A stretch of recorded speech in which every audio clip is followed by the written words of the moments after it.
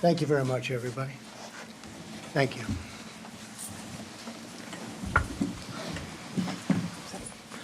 Great to be here. Oh, do I know this location well.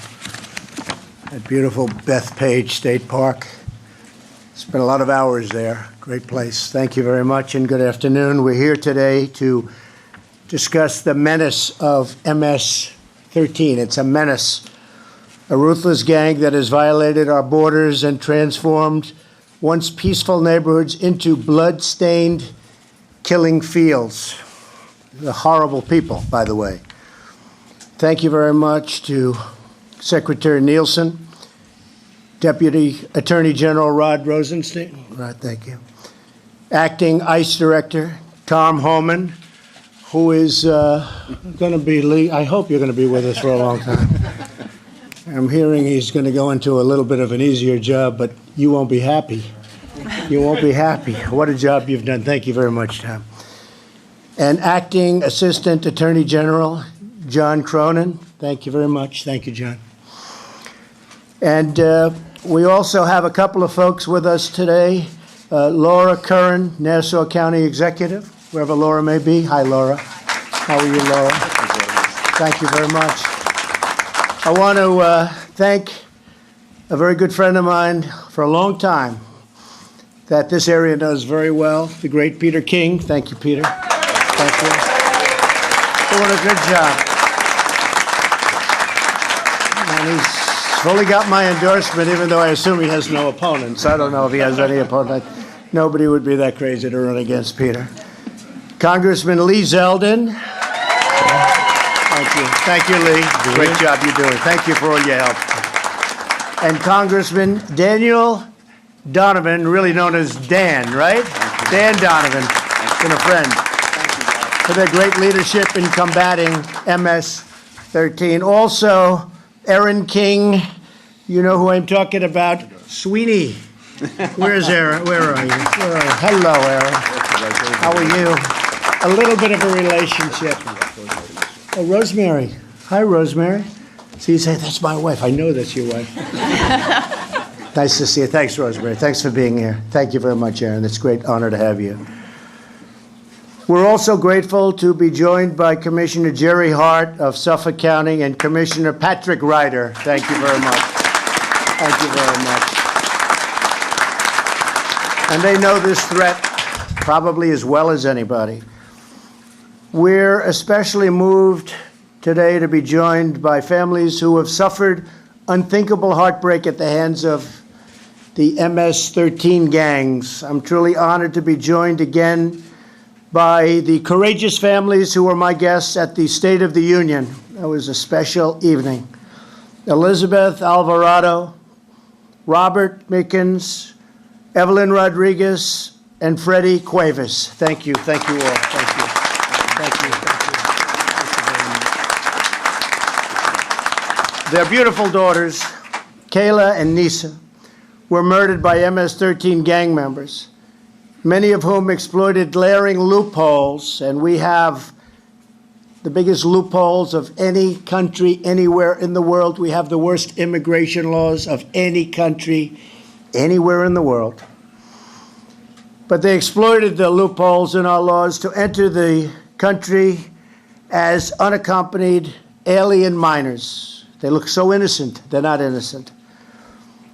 We are praying for these families with us today, and we pledge to honor the memory of those you lost with action and resolve, and I'll just add another word, with great success.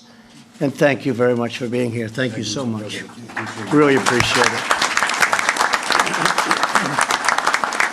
And they will not have passed in vain, that I can tell you. MS-13 lives by the motto, kill, rape, and control. That's actually their motto. Kill, rape, and control. Last month, MS-13 reportedly called for its members here on Long Island, where I essentially grew up. You know Jamaica, right? I always said Long Island's very close. To call and to to see what happened is just incredible. But they killed a cop for the sake of making a statement. They wanted to make a statement. So they killed a cop, a policeman. Here in Nassau County, MS-13 gang members were charged with killing and hacking up a teenager. And police officers just told me 4 other young men were brutally murdered recently by MS-13 in Suffolk County.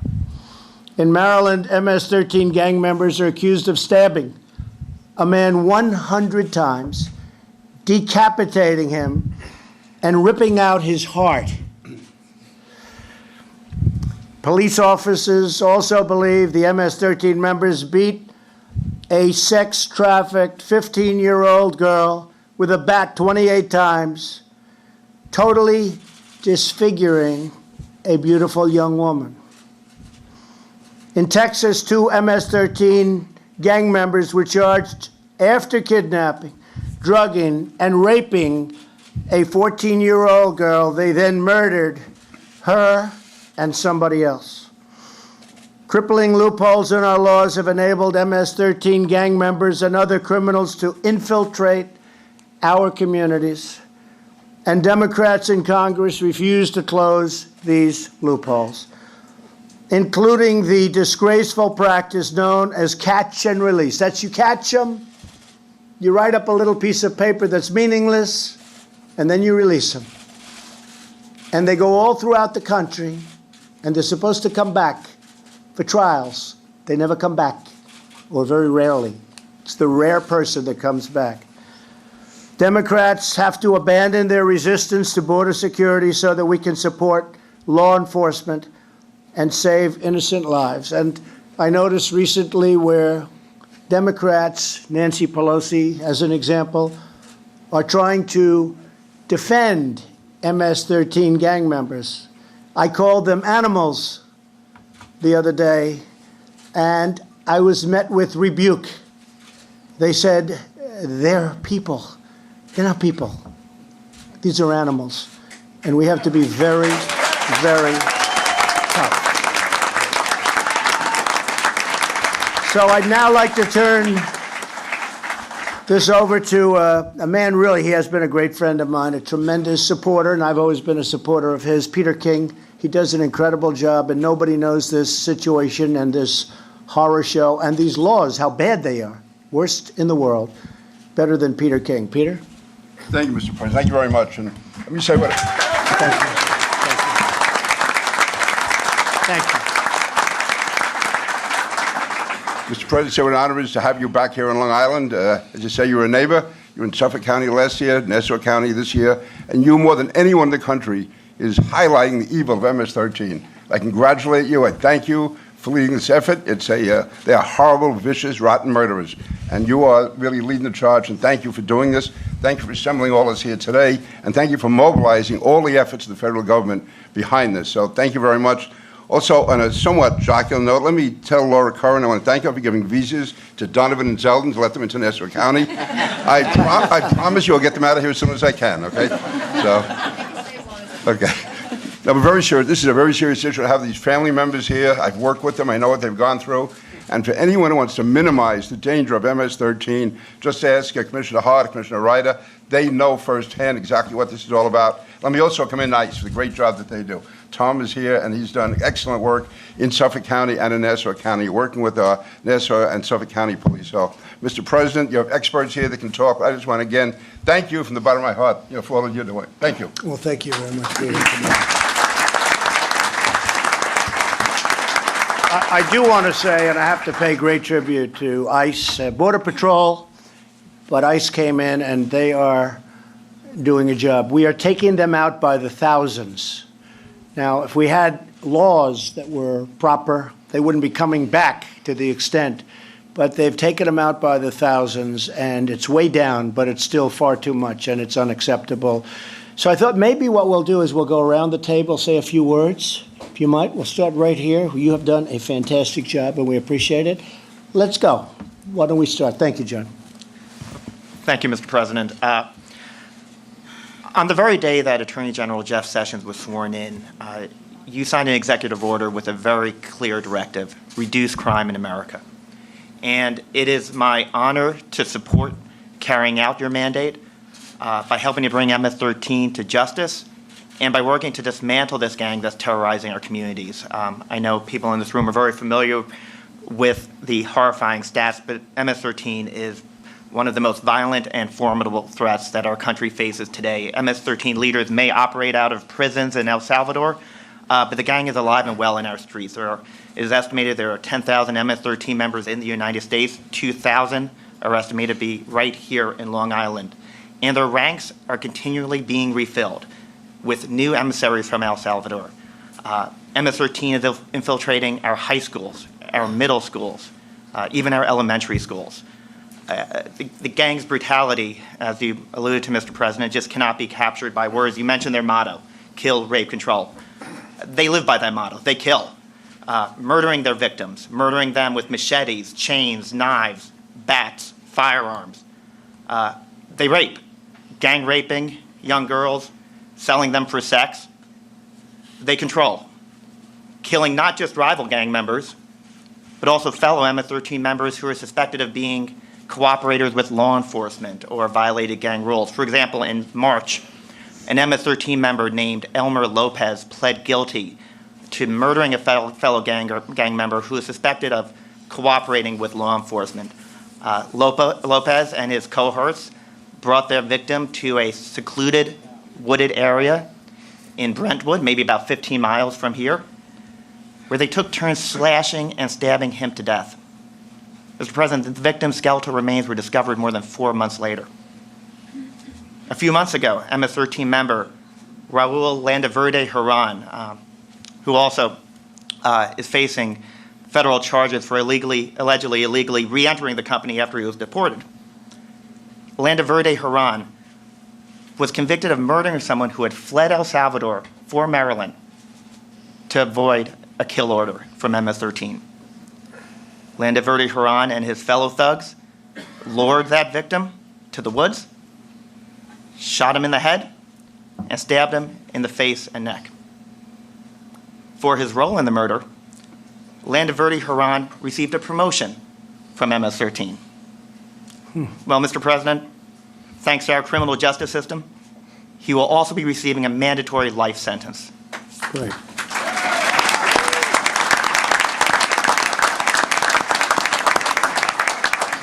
And to give one other example, Mr. President, last November, Yerman Hernandez Ordonez, a Honduran national who was illegally in the United States, was sentenced for his role of an MS-13 murder in Virginia. Hernandez Ordonez oversaw 2 young MS-13 recruits. They were tasked with murdering a rival gang member to gain admission into MS-13. After 2 failed attempts to shoot the victim almost managed to flee. But Hernandez Ordonez made sure he didn't get away. He chased him down, caught him, and brought him back. The 2 recruits then shot their victim in the head and were initiated into MS-13 later that same day. Mr. President, these and the disgraceful examples that you mentioned in your opening remarks are just a small sample of the unspeakable violence of MS-13. But we are hitting MS-13 hard with targeted prosecutions across the country, including right here in Long Island. We are surging federal prosecutors, surging them to the border to prosecute immigration offenses, surging them to U.S. Attorney's Office around the country to prosecute violent crimes. We're working with our partners in Central America, work that has resulted in thousands of arrests of MS-13 members. We want these savages incapacitated before they can try to cross over our borders. We cannot and we will not permit our country to be a playground for MS-13 to pursue its murderous mission. Dismantling violent gangs is the top priority of this Department of Justice under Attorney General Jeff Sessions and Deputy Attorney General Rod Rosenstein, and it will remain such as we continue to use all law enforcement tools at our disposal to rid our streets of the scourge of MS-13. Thank you, Mr. President. Thank you very much, John. Great job. Thank you. Great job, John. Tom? All right, Mr. President, I want to First of all, I want to thank you for your leadership on this issue. I want to thank the Secretary. I couldn't ask for two better bosses that take border security and public safety more seriously than you all.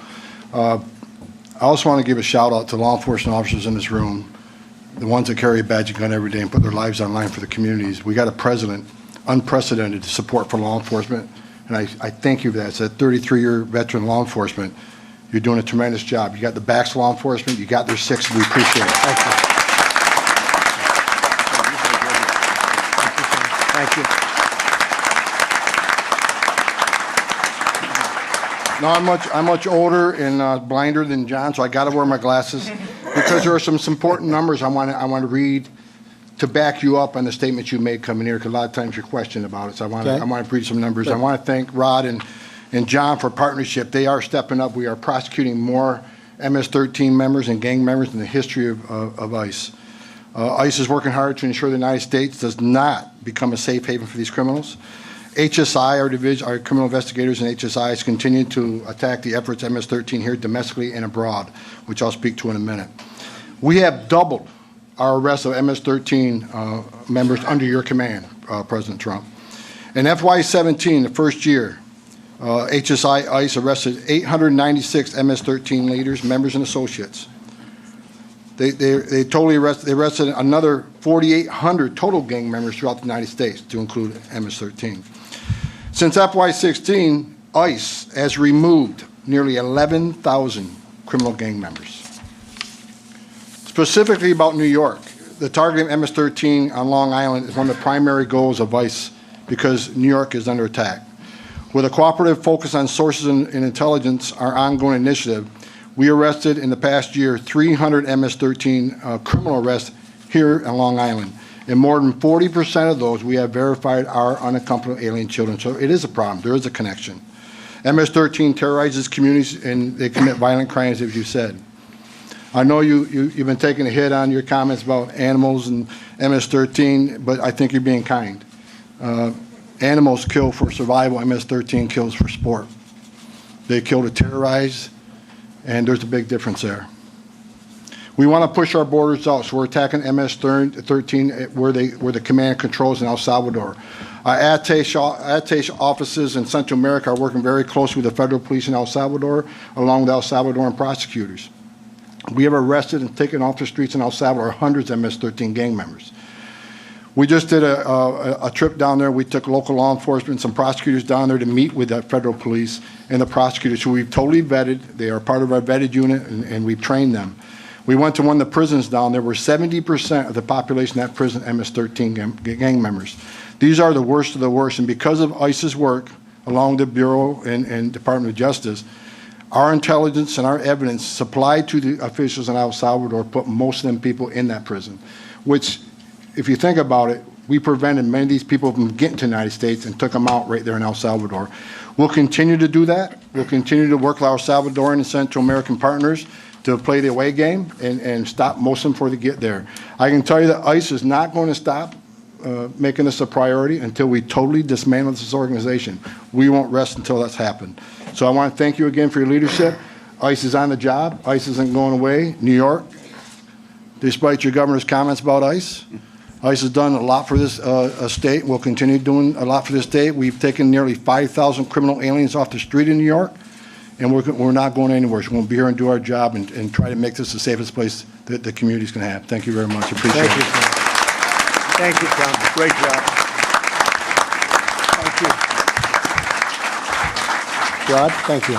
Thank you, Mr. President. Under your leadership, Attorney General Sessions has made violent crime and illegal immigration a top priority for the Department of Justice, and we're making tremendous progress. We're working in coordination with Homeland Security and with our other federal partners, as well as state and local law enforcement. The feedback that we're getting, as Tom mentioned, around the country is that state and local law enforcement appreciate their partnership. It's an unprecedented level of coordination with federal law enforcement around the country, particularly on this challenge of violent crime and MS-13. John mentioned that some of the recent cases, the horrific cases we've handled in the Department of Justice. I saw this firsthand when I was U.S. Attorney in Maryland in 2005. We began using federal racketeering statutes to try to dismantle the MS-13 gang. And we had tremendous success for quite a few years. But we found in recent years a resurgence of MS-13 in Maryland, in the D.C. area, and it was fueled by illegal immigration and particularly by the challenge of unaccompanied minor children. And there are several loopholes in federal law that facilitate this, that create a particular problem for Homeland Security and for us with regard to unaccompanied children who enter the United States illegally. The first is that they are not eligible for expedited removal, which means that most aliens who enter the United States, if they're caught within 14 days, within about 100 miles of the border, they can be removed on an expedited basis without needing to see an immigration judge. But under federal law, all unaccompanied alien children, regardless of nationality, they have to go before a judge. They cannot be subject to expedited removal proceedings. The second challenge is that almost all unaccompanied children are released from custody, even if they want to go home. And the reason for that is that there's an exception for aliens from Mexico and Canada. They're permitted to withdraw their applications and return home. But for other countries, even if those aliens request to go home, we're not allowed to do it. We're required to put them in immigration proceedings. And in addition to that, Homeland Security is required to turn them over to HHS within 72 hours as a result of federal law.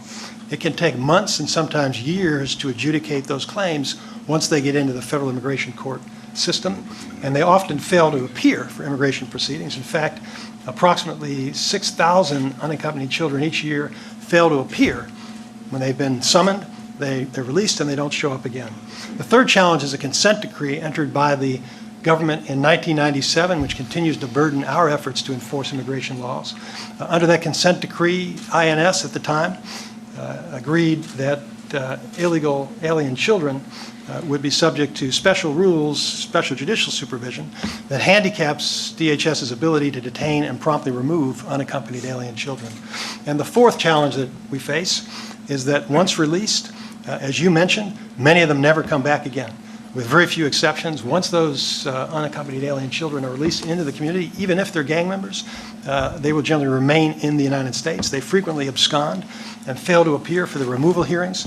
Approximately 90% of all removal orders each year result from a failure to appear at a hearing. And according to Homeland Security statistics, less than 4% of illegal alien children are ultimately removed from the United States. So most of them, once they're released, they're here to stay. The consequence of these loopholes, Mr. President, is that although we're doing everything we can to combat crime in the United States, we're letting people in who are creating problems. We're letting people in who are gang members. We're also letting people in who are vulnerable. Many of these alien children who have no parents, no family structure, we're releasing them into communities where they're vulnerable to recruitment by MS-13. And so some of these kids who come in without any gang ties develop gang ties as a result of the pressure that they face from people that they confront in the community. So we're hopeful, Mr. President, that we can get some assistance from the Congress in closing some of these loopholes so that our law enforcement officers won't have to work so hard, and so we won't have more victims like Kayla and Issa. Thank you. I think that's great, Rod, and I think it's happening. I mean, I'm seeing a willingness, even to a certain extent by the Democrats, is starting to come around, but it's brutal.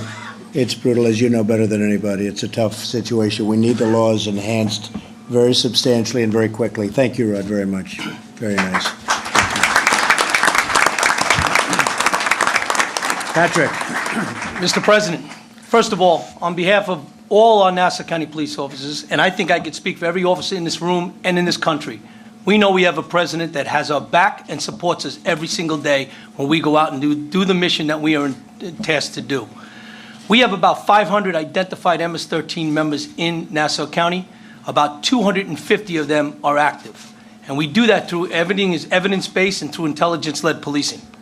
Last year in 2017, we had 6 kids that were murdered in Nassau County by MS-13.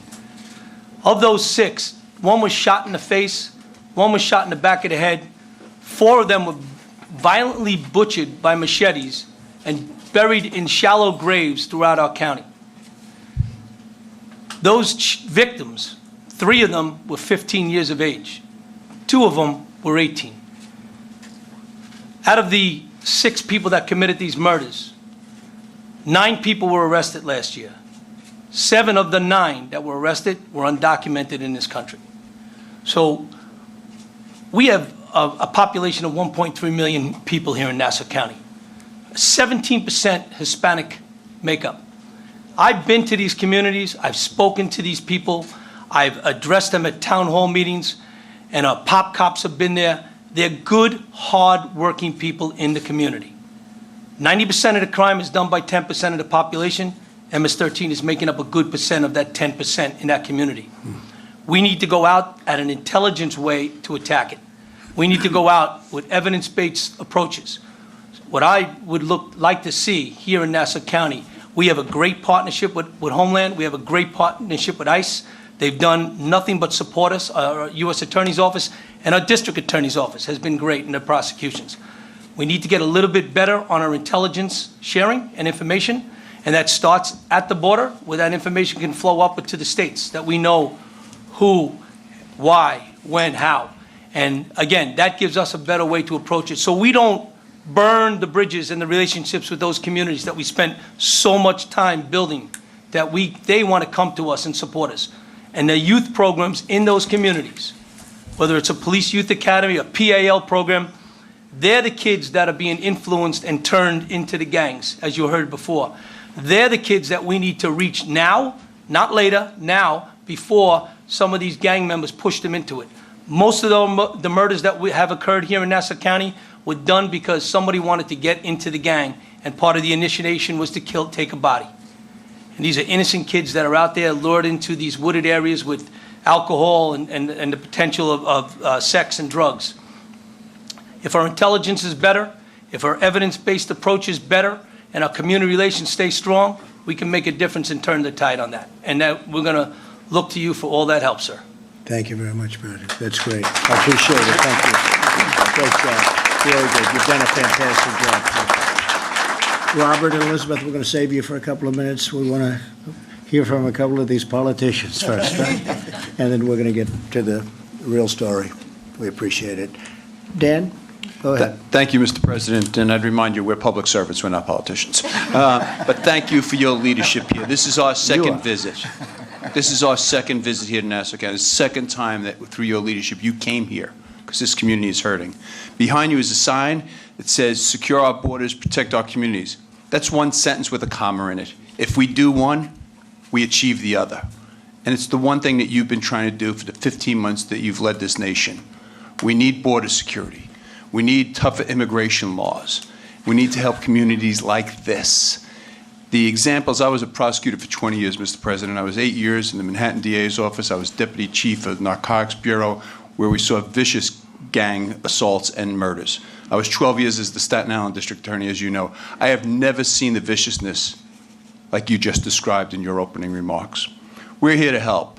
These brave people, Pat, John, Rod, the folks on the ground, they're enforcing laws, but we have to make the laws. And we learn a lot by listening. That's why I'm so grateful that you're holding this roundtable, because a lot of what Lee, Pete, and I will do when we go back to D.C.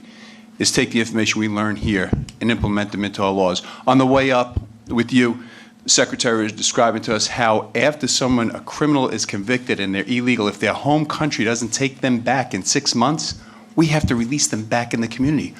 Well, what country would take back these people that our fellow crime fighters have just described? Nobody would take them back. We have to change those laws, Mr. President. Thank you for your leadership. Thank you for your commitment to protect our nation, and thank you for your support of our law enforcement officers. Good. Thank you very much, Dan. And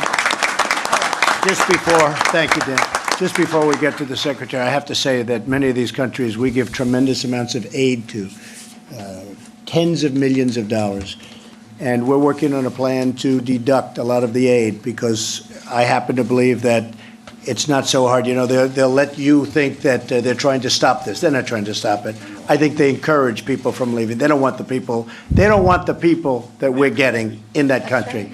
So we're going to work out something where every time somebody comes in from a certain country, we're going to deduct a rather large amount of money from what we give them in aid, if we give them aid at all, which we may not just give them aid at all, because despite all of the reports I hear, I don't believe they're helping us one bit. And maybe that's the way life is, but they're not helping us a lot based on the fact that we know where these people are coming from. So we're looking at our whole aid structure, and it's going to be changed very radically. It's already started. All right? Thank you very much, Dan. Secretary Nielsen? Yes, sir. I might just talk loudly, if that works. So I just want to thank you, as always, for your leadership on behalf of the largest law enforcement agency in the federal government. We so appreciate your leadership, your support. I know Tom and Tom folks do. I always tell them that I will always empower them and support them, but you enable me to do that. So we thank you always for your leadership. I want to thank the commissioners. I want to thank the members of Congress here. And most importantly, my thoughts and prayers continue to go out to the families that are here today. This obviously should never have happened, and we will leave no stone unturned until we combat it. I do want to say, horrifyingly, to knit together everything that folks have said before, 7 of the 13 gang members that murdered these lovely girls were unaccompanied alien children that came into the country. And the problem with that is they come in, they're recruited, as was described by the commissioner, but they also come in and they pay a debt. The smugglers require them to serve in the gangs to pay the debt for the smuggling. So they're either forced to join the gangs, or they're tricked into joining the gangs, or they're recruited to join the gangs. So there absolutely is a tie between all the loopholes the Deputy Attorney General described and the resurgence of these gangs in our communities. The other 2 loopholes I might have just mentioned, one was just mentioned. The other one is that we still cannot bar known gang members from coming into our country. We have to change the law. We know who they are. We know what they do. We do not, under the law, have the ability to make them inadmissible on the face of being a gang member. So we have to change that. So DHS, as the director knows, we're leaving no stone unturned, as I said. We're securing our borders. We're building your wall. We're increasing technology. You've deployed the National Guard. We have 3,000 apprehensions that are attributed in addition to the fact that the National Guard is there. We're enforcing the law. I also would like to join the director in thanking everyone here that represents law enforcement for putting your lives on the line every day to help our communities. You have tremendous thanks from all of us.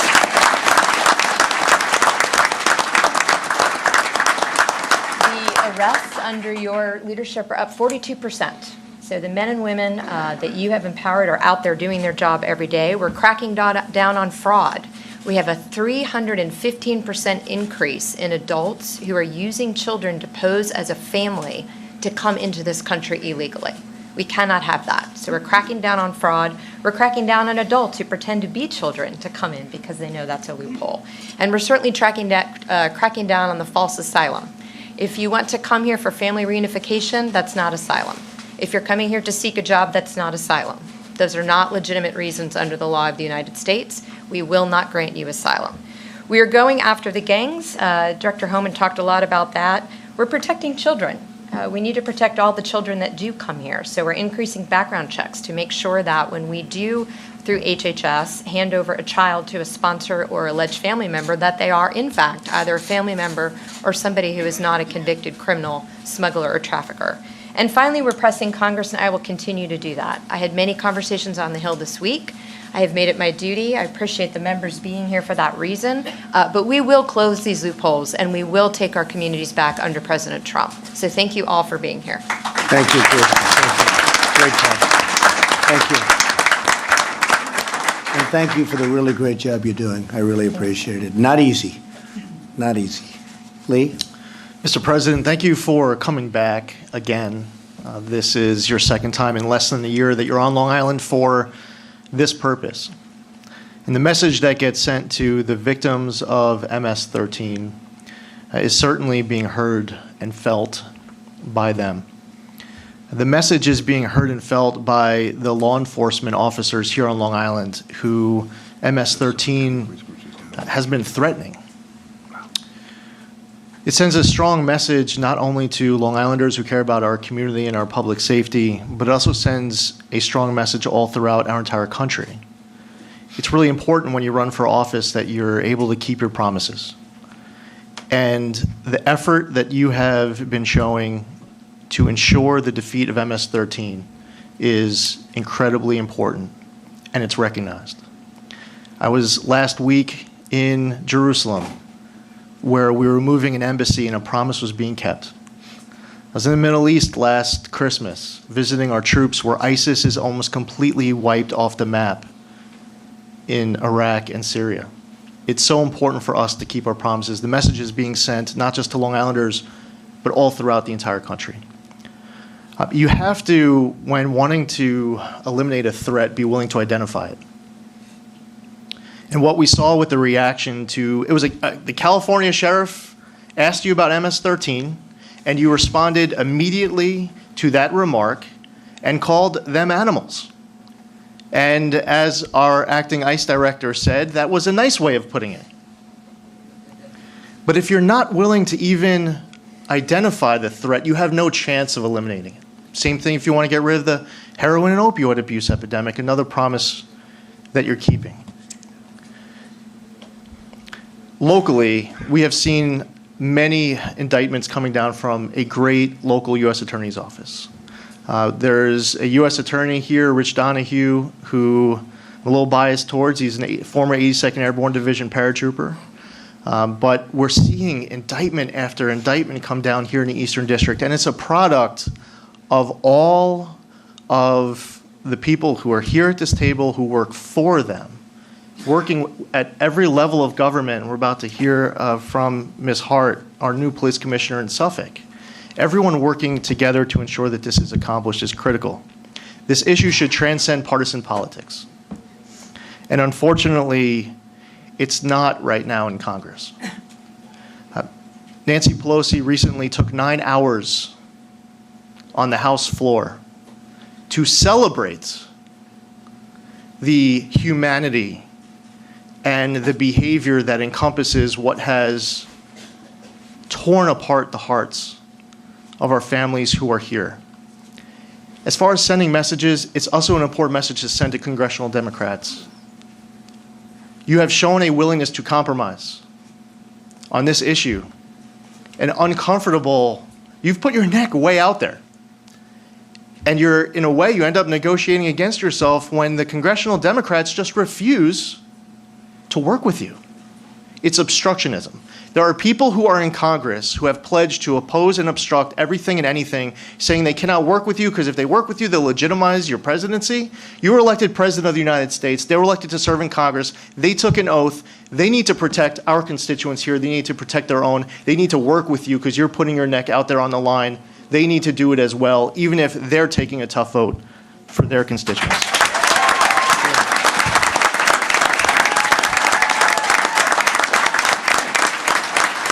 As far as policy issues, we stand with you for stronger border security and interior enforcement. We agree that there is a need to end catch and release, to end this use of visa lottery. Beyond just the worst offenses that we've heard a lot about are all of the other offenses that aren't the high-profile incidents that we hear about in the national media. It's the drug trafficking that takes place here on Long Island and elsewhere. It's the sex trafficking that takes place on Long Island and everywhere all throughout our entire country. So all these policy issues are really important. Securing entryways is important, not just to keep out people who shouldn't be entering our country illegally, but also keeping things out of our country that should not be entering our country illegally. And as you know well, and I appreciate your leadership on the heroin opioid abuse epidemic, that is something that has been a huge impact on Long Island as well. Finally, we discussed it once before when you also, and I like to report back to my constituents, this isn't just something that we're talking about while you're able to come here to Long Island, but also meetings that have taken place at the White House and other efforts that are underway.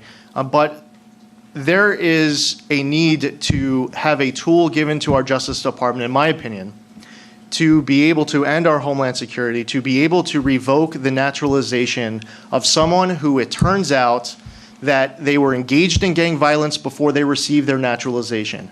Or if it's 6 months later or 2 years later, they engage in gang violence, they should have their naturalization revoked. I introduced after our last meeting the Protecting Our Communities from Gang Violence Act, H.R. 5065.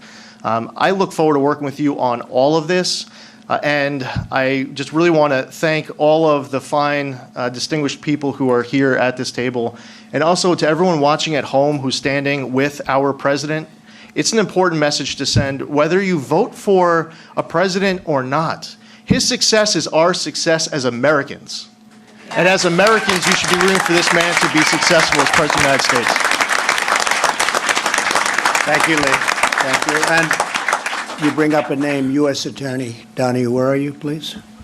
U.S. Attorney. He's out of the country. Oh, okay. Otherwise, he would be here. I'm just trying to figure out why we didn't introduce him, only because he's not here. But he's doing a great job. Yes, he is. Good. Thank you very much. Jerry? Thank you, Mr. President, and thank you for this opportunity to Thank speak you. with you today on this important topic.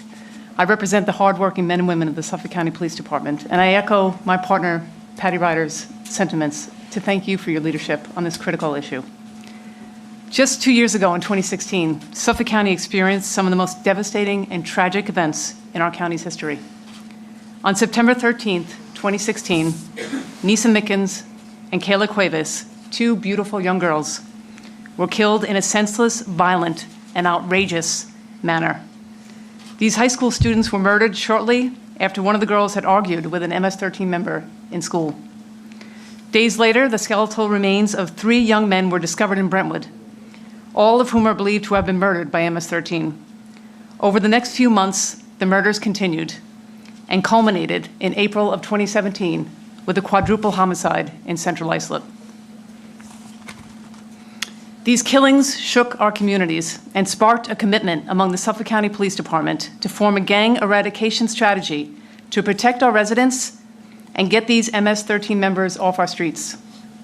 As a result, the Suffolk County Police Department has worked extensively with all our law enforcement partners to implement a multi-pronged strategy, enhanced and targeted police presence, increased collaborative efforts to gather, collect, and share intelligence, relentless targeting and enforcement of known MS-13 gang members for arrest, prosecution, and removal.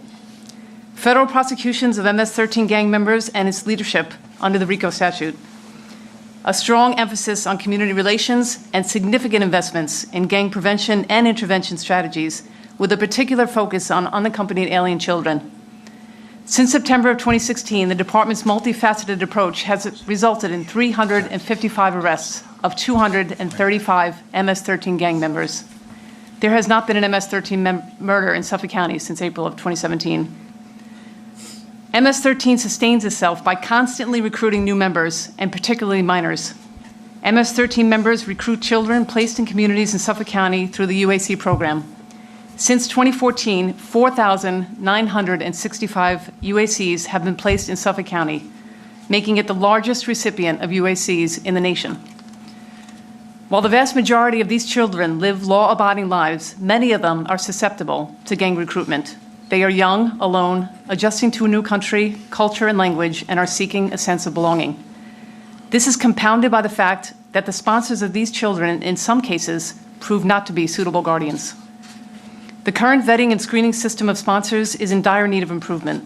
It's vital that if the federal government places UACs in our community, it's only after proper screening of sponsors, followed by measures to ensure proper guardian compliance. Your assistance in this oversight would be crucial. As I mentioned, the Suffolk County Police Department has enhanced and targeted police presence and patrols in affected areas in order to effectively destabilize this gang. We will continue to utilize this strategy and assign manpower wherever it's needed. We will not let up. The department is committed to eradicating MS-13 from our community. We are grateful for the commitment and support of the President and the federal government on this important matter. Within the last year, the Suffolk County Police Department received a grant of $500,000 through the Project Safe Neighborhoods, and I thank you for that. However, we could certainly use additional funding to assist in offsetting additional policing efforts and costs moving forward. I can't miss out on that opportunity. You're right.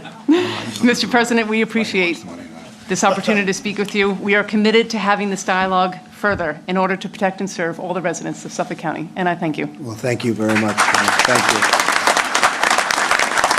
Thank you very much. And you're right, and you should get more.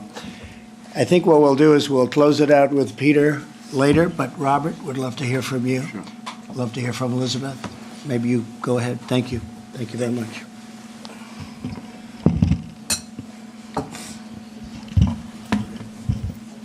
I would like to say thank you, Mr. President, for all the hard work that you've been doing since you got into office with help eradicating this gang, help bringing some type of peace to our home, even though it's still not going to be the same. For those who don't know, who haven't been through this, we have to go through this every day. It's an ongoing struggle. It's not easy for us, especially me, to wake up, look down the hallway, and not see my daughter laying in her bed or me waking her up for school in the morning. is very difficult. You know, we missed 2 birthdays of hers. This would have been their graduating year this year. And it's very sad that all these loopholes for all these past couple of years, decades, that have been allowing these criminals to come into our country, into our towns, into our states, and do whatever they want, and they feel they can get away with it. That's why, Mr. President, I'm glad that you're at the forefront of this fight and that you're taking this very seriously. This is a fight, in my opinion, that should have been happening a long time ago. I don't know why it hasn't, but thank you for doing what you're doing right now. And I do honor what you're doing, and I do believe that you are going to do your best to eradicate this gang and all other gangs. You know, it's one thing for children to have a little argument, a little fist fight, walk away the next day, but to murder another student, your fellow classmate that you see every day, you're not, in my opinion, you're not an ordinary human. You know, whatever they believe to make them do this, to make them gain recognition inside their gang, then come later on to find out that if they do something wrong, they will be eliminated also by their own gang members. These children are not using their head. I'm not sure if it's because they're alone, they're scared, they're being pressured. It's a lot. But these children, they really need to stop hurting each other. Because if these children are our future, we're not going to have a future. We really won't. And I really do believe that with the president's help, Nassau and Suffolk County Commissioner, and to the other 49 states, we will win this war against MS-13 and other gangs. Because our streets should not have to be bloodshed. Our streets should be filled with children riding bikes, playing kickball, basketball, baseball, whatever they love to do to make them happy. Us as parents should not have to bury our child. And it's just hard. It really is hard. You know, there's people every day who question what the president says, and I try to explain to them the best that I can, but they're not seeing a bigger picture. It hit home with him because he's a fellow Long Islander. We can't have children kill children anymore. You know, it's going to be a division amongst communities eventually if this doesn't stop. There's already a division now between protesters and the ones who are sticking behind our president. As far as the protesters, they're not seeing the bigger picture because they're not living the life that we have to go through every day. If they were to see how we have to live every day, wake up, sometimes I forget and I feel that she's in her room and I'm ready to go pick on her or do something that a father and daughter would normally do. They're not living through that. They're not living through the pain where, okay, for a while we could be fine. The next thing you know, it's something that will spark a memory of our loved one and it could bring us back to times and places that we try not to remember that's still going to be in our mind until we rest in peace.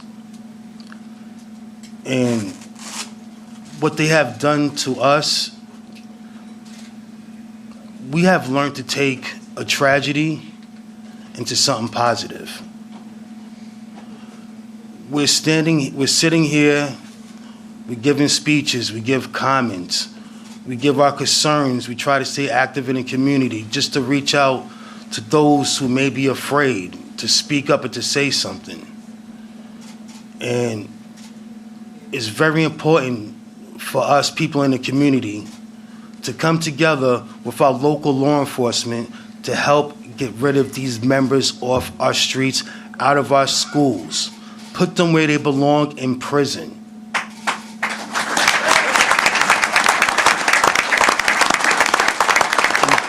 And I would like to say thank you to everybody up here on the panel for all the hard work and the dedication that you're putting forward to this. Obviously, this is a very touching subject because there's immigration involved, but they have to realize America is based off of immigration. Everybody who came here as an immigrant wanted the American dream. The American dream is still there, but if you're gonna come here with acts of violence, you can stay in your own country with that because we don't need it here anymore. Thank you. Thank you, Robert. So beautiful. Thank you, Robert. Incredible. That's incredible. Thank you. And the American dream is coming back bigger and better than ever. You know that. And I have to say the protesters, they're not so big anymore. They're dwindling. They're getting it. Everyone's getting it. And what you just said is beautiful, and we appreciate it. Thank you. Really nice. Elizabeth, would you like to say something? Thank you, Robert.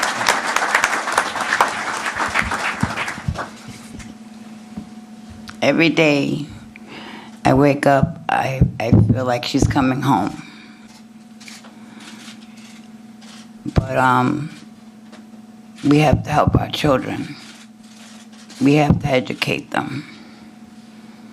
We have to, look into the schools and make sure that your kids are okay. My daughter was only 15 years old, and she acted like a 30-year-old. She already knew what she wanted in her life. And at 5:23, every day of my life, I feel like she's gonna come through that door. But I know she's not. And for her legacy, I will try to do the best I can to educate parents, children, little kids. If you need to talk to me and you're scared, I'm here. I will always be here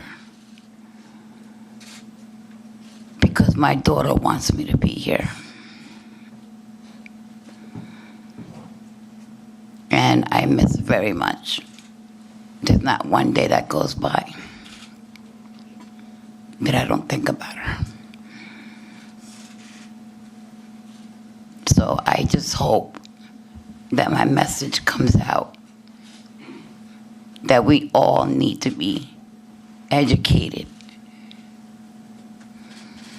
on how MS-13 is.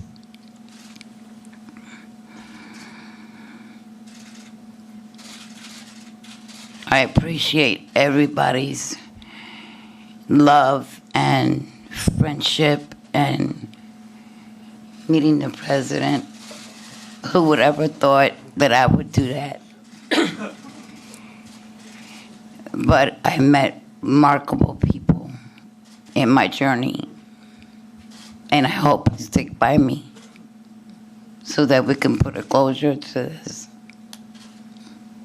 Thank you. Thank you, Elizabeth. Beautiful. Thank you, Elizabeth. Thank you. We will stick by you, too. We will stick by you. Thank you, Robert. Thank you, Robert. Freddie, you want to start? You have what? Go ahead. I want to thank you for having us here today to discuss what's been going on here on the island and throughout the United States as well. Sorry. I want to thank everyone for being here. And Mr. President, thank you again for listening to us and our needs in eradicating these MS-13 individuals. My daughter Kayla was a beautiful girl. She had dreams, and they took that away from her. That's not right. On how these kids were murdered, tortured, is unacceptable. We should not be tolerating this behavior at all whatsoever. Law enforcement, thank you so much for your hard work and dedication in keeping our kids safe, our communities, and working together as one, and helping out each other with information that you guys receive. And again, thank you for Donald Trump for supporting our law enforcement to the fullest capacity that they need. You said the other day that these individuals are animals. You're correct. They are animals, and how they kill, how they get these kids and they torture them. No child should ever, ever have to suffer. As parents, we have to endure that pain, that numbness every day of our lives. My daughter, Anissa, is supposed to be graduating in a couple of weeks. We're supposed to be getting, graduation outfits, having a party. We're unable to do that. No parent should ever have to go through this at all. We have families here from the 4 boys from Central Islip. Jose Pena, Jorge, Michael, and the Jefferson. Their families are suffering every day, but they thank you for your hard work in trying to make the situation a little bit better. Please stand, please.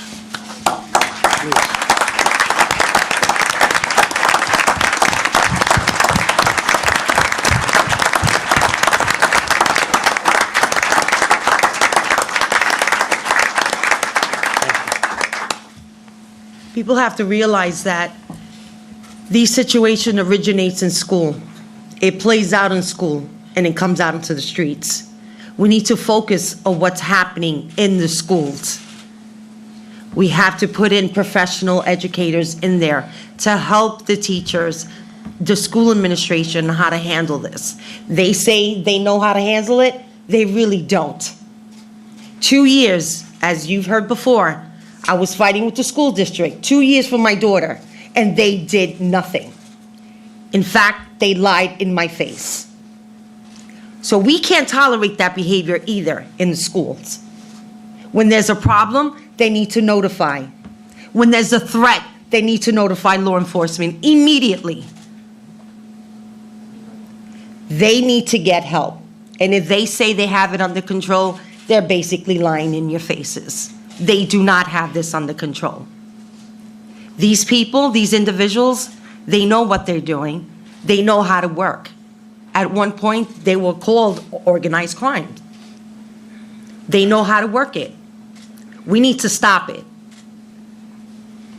All originates in school, and it plays out in the streets. And a lot of these kids are innocent. They don't know. They don't have the guidance. These kids are coming in on a company. They don't know who to turn to. They're afraid. They're coming from a country that they were afraid with their law enforcement, people they couldn't trust. Here, we have to make sure that the resources and the programs are there for them. And the ones that are coming in here unaccompanied, being sponsored, we need to investigate the sponsors to make sure they're legit.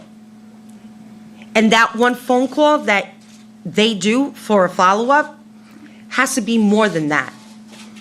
Home visits, making sure that these kids are going a straight line. They're not going off of that straight line. They need to follow rules. Whether you're black, white, Hispanic, green, purple, alien out of this space, there is a consequence. When you do a crime, there's a consequence. You're not going to get off easy. And especially when you murder a child. That is unacceptable. Thank you.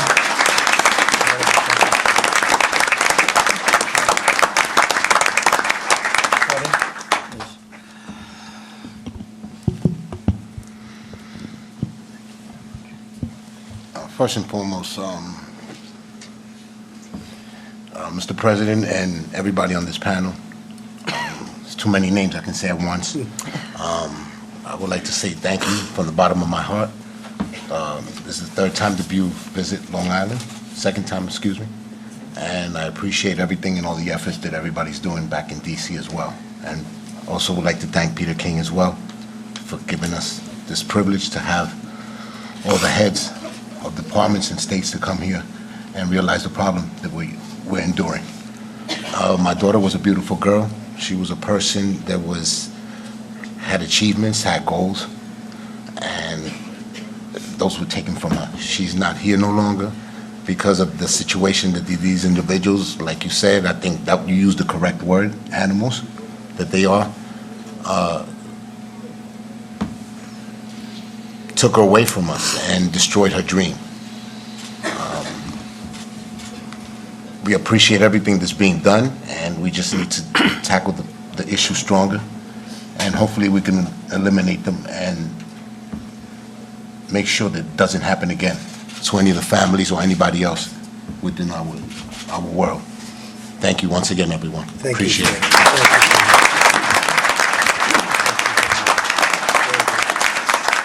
Thank you.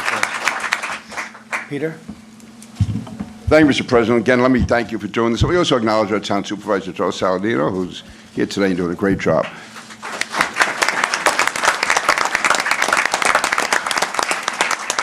Mr. President, all I can say is, first of all, thank you for doing this. It's beyond description, the good you're doing by this. I think this is one of the most important and significant events ever on Long Island because it addresses an issue which local people have been facing for a long time, but for the first time, the federal government at your level, the U.S. Attorney's always been trying, and ICE, others, but no one from your level has ever given the attention you have. So I want to thank you very much for what you're doing. Thank you for your dedication. Thank you for always being there. And they can protest all they want. We're with you. Thank you. Thank you, Peter.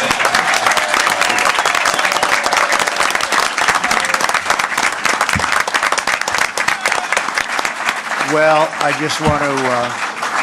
I really want to thank all of the families. And Robert, Elizabeth, so beautiful. Thank you very much. I really appreciate that. It was incredible. And Freddie, Evelyn, thank you very much. Not much you can say other than we are really working hard on this problem. This is a horrible problem. We're bringing them out, and our people are rougher than them. That's the only language they understand. It would be wonderful if we could talk nicely and softly, but the only language they understand is their toughness. And Tom, you've displayed it. Your people have displayed it. Everybody up here has displayed it. Everybody. But the records are being set, but they still keep coming in. We need immigration laws. We need strong laws. And we're going to get them. It's moving.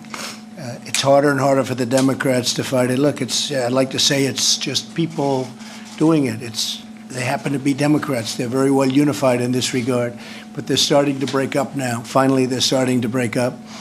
And the other day was actually a great day when they were coming to the defense of MS-13. They're coming to the defense, and that was the end of them because nobody understood it. Nobody. When they started rationalizing, and maybe it was the way they grew up, and maybe it was, but we're stuck with a big problem. Again, you heard the numbers. You heard what a number of the folks have said. We're taking them out by the thousands, and they're being thrown out of the country. They're being put in jails. When they're put in jails, that costs us a fortune for years and years and years as a country. But when we throw them out, they go back on the streets. They don't go anywhere. The countries don't want them. Some cases, the countries don't take them. But now with us, they take them. With the previous administration, they'd say, no, we don't want them. With us, it's a much different deal. They take them. But you don't know what they do with them. Do they let them out? Do they put them in jail? Are they incarcerated? They're murderers in many cases. Are they incarcerated? So we're very tough, but we're getting a lot tougher. But we do need law changes. We need those laws to change because we can be really smart and we can really know what we're doing, which we do. These are all incredible professionals. Everyone up here, incredible professional. But when the laws are no good, the laws are horrible. There's not much you can do beyond what we're doing. We're down on immigration, crossing the borders more than 40%. We were actually down 77%. Our economy is doing so well, people are coming across the border. The economy it's one bad thing about having a great economy, frankly. But the economy is doing so well that people are crossing the border. In many cases, they're crossing for reasons of of good, but in many cases they're crossing for reasons of really, really bad. But these people are incredible people, and I want to thank you all for being here too. I know what you've gone through. I just want to thank you very much for being here. We are making tremendous strides. We will continue, and in a not too distant future, I feel totally confident that this problem, will be eradicated. We're not going to have this problem. I essentially grew up on Long Island, and when I hear Hempstead and Mineola and all of the places that I know so well, that you can't walk outside. This used to be where you'd leave your doors unlocked. You'd leave your windows open, always.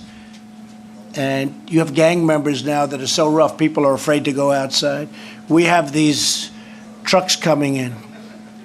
They used to call them paddy wagons. I don't know what they call them anymore. What do they call them, Tom? But we have the ICE guys coming in. And I'll tell you something, the ICE guys are a lot rougher than the MS-13 guys. They're rougher, they're tougher, and they're meaner. And they throw them into, I don't want to mention the name of a town, but a town that I know very well. They throw these guys into these wagons, these rolling jails, and you have people applauding. It's almost like a war where you're getting rid of somebody that's occupying your nation. And for me to go through and be in this position and see towns that I've known all my life. I grew up here. I know every one of the towns. And it's unthinkable that it's almost like an occupied territory where your children are afraid to go out. And in many cases, if they go out, bad things happen. But when you see the scene, and I saw it, Tom, I saw it, of guys being thrown right into these wagons, being taken away, and the crowd is cheering. And in one way, it's beautiful, and another way, it's terrible that we're having to even conceivably do that, especially in a place that you've known so well all your life, that was safe. I just want to thank the law enforcement, because what they go through and the restrictions that are put on them are incredible. They got to be nice. They can't be too tough. They have to be gentle. They can't touch. They can't do anything. And they do an incredible job. And people understand it. And to law enforcement, I have to tell you, because I've gotten to know the heart of this country maybe better than anybody, that's why I'm here. The people out there love you and respect you. You may read a lot of stuff. I will tell you, you are the most respected people there are. And on behalf of everybody, I want to thank you very much for what you do. Thank you. Thank you very much. Thank you. Thank you, everybody. Thank you. Yes, you can.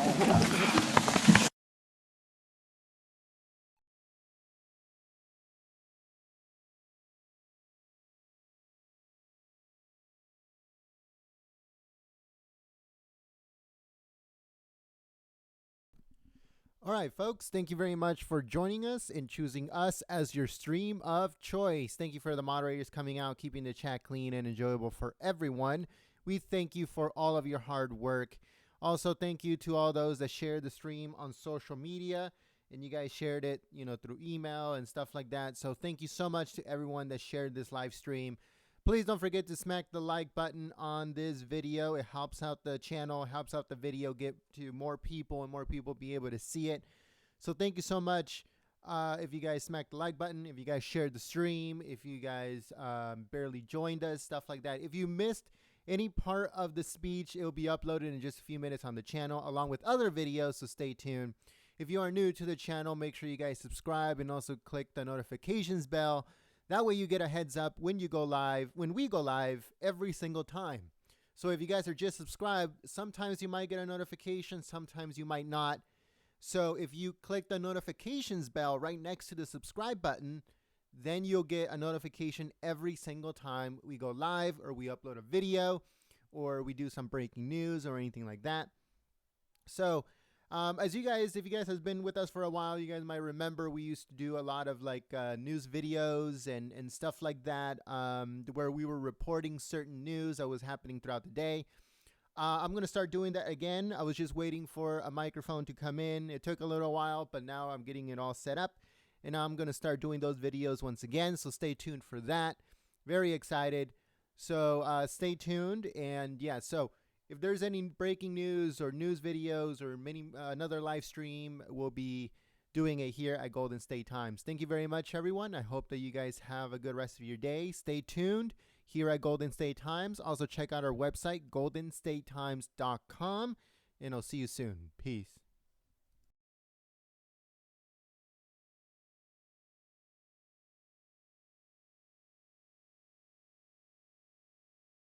I'd like to say thank you to Mr. Nicktown for your super chat. Thank you so much for your support. Those super chats help out the channel a lot, and it goes straight back into the channel.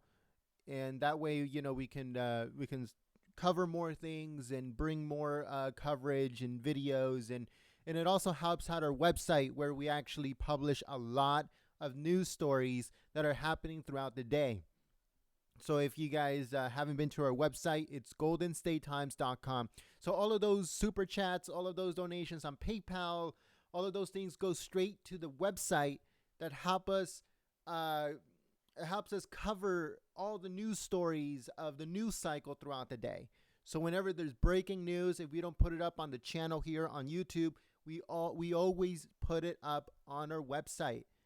Okay, so we cover our news stories on both platforms on our own website, goldenstatetimes.com, and also here on our YouTube channel. So all of those donations, all of those super chats, all of those PayPal donations, all that goes straight into the website. That's where all of it goes. That way we keep operation and we reach more people like that. So more people know exactly what's going on. More patriots are informed, and that's what we want, is more people to be informed, because a lot of people are waking up, folks, and it's very, very interesting to see. So thank you so much for all of those donations.